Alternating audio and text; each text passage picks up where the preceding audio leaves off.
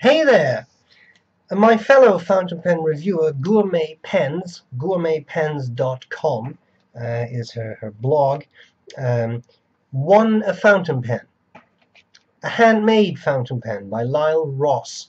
And she did a review, and she said, would you like to review it? And I said, yeah, sure, send it on. So here we go, a Lyle Ross pen. Comes a little pen kimono. You open it up, and out comes the pen, as well as a pen pillow.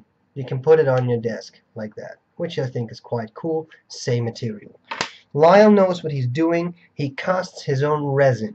He hand makes the pens, but he casts his own resin, so he doesn't use existing resin stock, I'm assuming. I don't pretend to understand all the details of how that works, but what you end up with is this pen. I'll add a link to his website in the description of the video.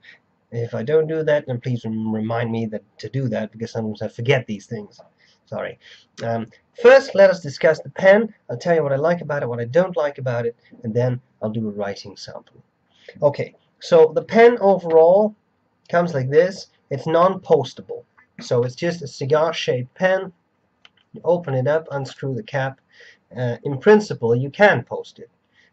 Lyle can make it more postable, I'm assuming by taking off a little bit at the end of the barrel. But if you want to, if it's desperately needed, you can post it in this form, except you can probably scratch the resin a bit. That's, I'm assuming, not recommended. But as you can see, it does post relatively securely. Okay?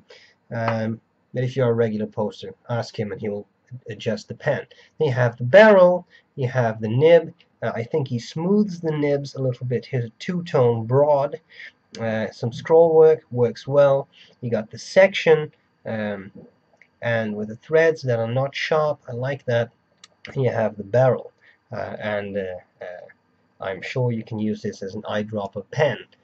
Right now, I have a converter in it, but I don't see why you could not use it as an eyedropper. It's all resin, right? So, screw that back in place. The section is tapered and then flares out.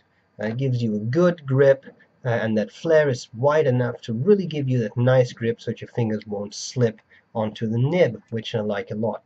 Apart from that, there isn't much to show you. There is no center band, there is no clip, there is no detail on the top of the cap or the end of the cap. So this is what I can show you. That's cigar shape. I find it very pleasant. It's very smooth, nicely reflective, and if you look at the marbling effect that you get on this finish, I think it looks very, very cool. So definitely an interesting pen to check out. Alright, what do I like about it? What do I not like about it? I like the shape, I like the looks. The resin is beautiful. He really did a nice job in making this. The overall pen shape I like a lot. I have seen this before on other people who make pens. I don't want to sound denigrating, because I can't make a pen, but I'm assuming this cigar shape is relatively simple to make on a lathe, right? You don't add all kinds of weird features. It's just sort of rounded off cigar. Again, I don't look down on that. I just want to say that, you know, that's probably why we see this shape a lot in people who make these pens. Things I like about it: it writes well. Eyedropper capacity is huge. I mean, you can see that would hold a lot of ink. It is well made. Everything is nicely rounded off. Tight tolerances. There are no big gaps between parts of the pen. I love it. Things I don't like about it so much: well, you do get that step down, which, as you can see, is relatively steep. But personally, for me, it's not an issue. Yes, that is a bit sharp, but to feel that you really have to hold the pen like this, so that's very highly up there.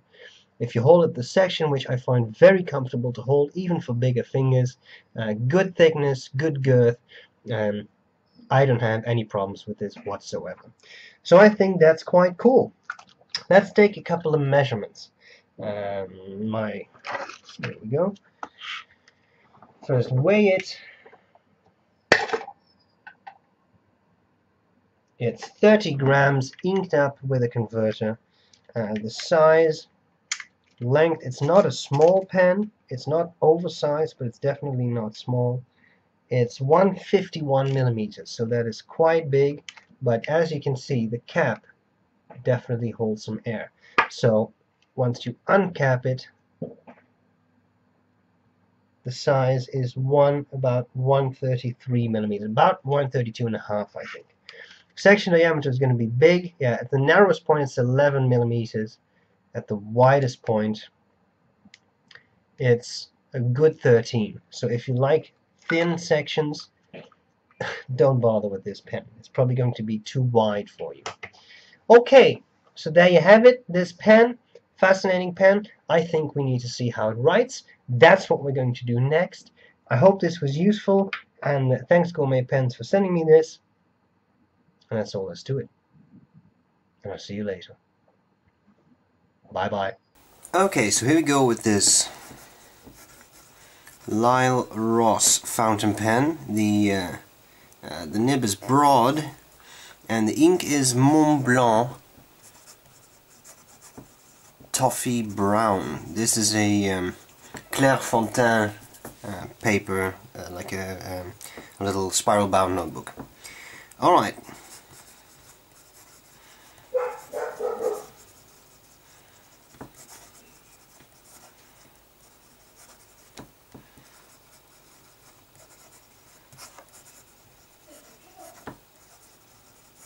Writing is fairly smooth. I like it. Very pleasant. Do a bit of fast writing.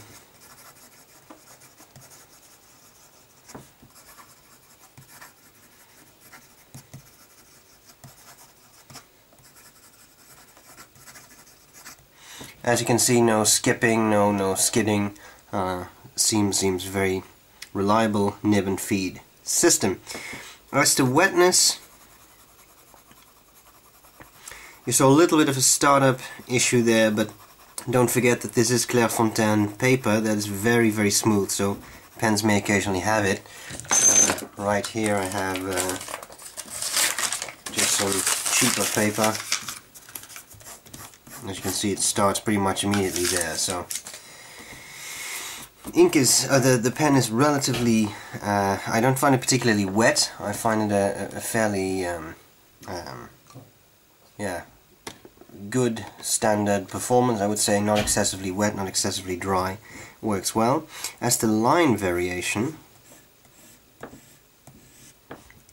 there is some to be had by squeezing the nib a little bit, pushing down a little bit, but as you can see it starts to railroad and it goes dry fairly quickly. Then we have some reverse writing, and as you can see the pen is not really suited for that because it runs dry extremely quickly. So there you have it, a custom pen by Lyle Ross. I think it looks very nice resin.